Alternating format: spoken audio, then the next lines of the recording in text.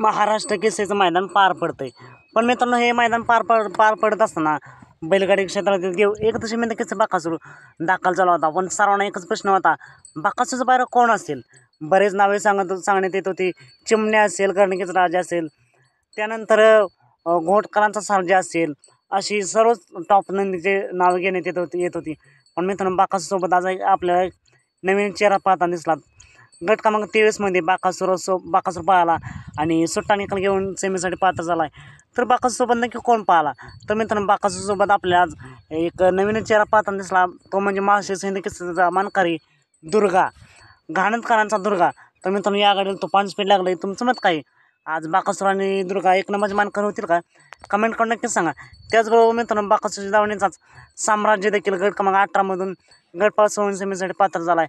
साम्राज्यासोबत पाहिला माऊली. तर मित्रांनो, माऊली आणि साम्राज्याला देखील मनापासून खूप खूप शुभेच्छा. सात भेटू पुन्हा एकदा एका नवीन अपडेट्स भन्नाटाच्या नवीन व्हिडिओमध्ये.